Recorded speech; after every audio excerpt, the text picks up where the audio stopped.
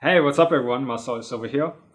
I got to shoot at the Kooyong Classic the other day, so I thought I'd give you some tips on how to shoot tennis. It is at this point that I should preface the fact that I've never shot tennis before.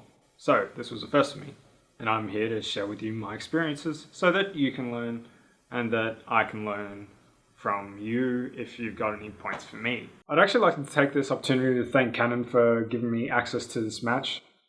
In Australia, we have something called the Canon Collective, and they set up all these cool events for us Canon shooters to go to, so thank you, Canon. Tip number 1. So it gets bloody hot here in Australia. It was 40 degrees yesterday when I shot at the Kooyong Classic, so you're going to need your cap, and a lot of sunscreen, and a bottle of water. Gee, did I say it was 40 degrees yesterday? Because it was really 41 degrees, and when it gets that hot, your camera gear heats up like a mofo. So the back button AF thing was a pain in the ass for me because it got bloody hot by the end of the first set. And at the end of the first set, when I pressed it, I actually felt like I was touching some really hot metal, and I was just like, psst, ah! Tip number 2. There is certain etiquette at the tennis that you must abide by.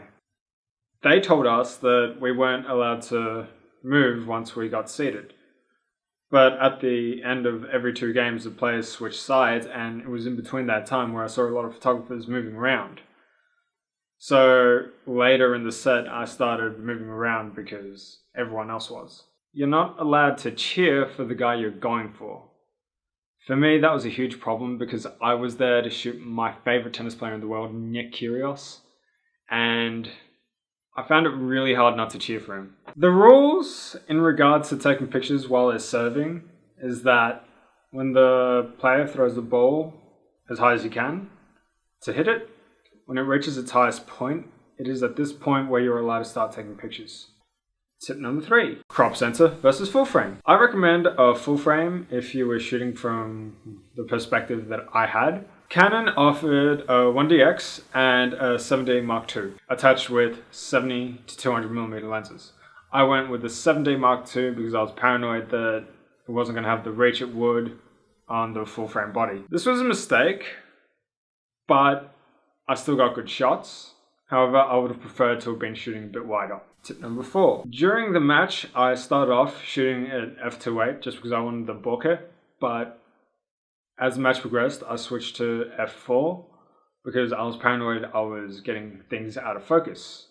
When I blew up the images on my laptop, I noticed that I wasn't having any problems shooting f2.8, so it wasn't a problem at all. So as you may or may not know, when you shoot on a crop sensor body, you got to times your focal length by 1.6. So you also got to apply this to your f-stop.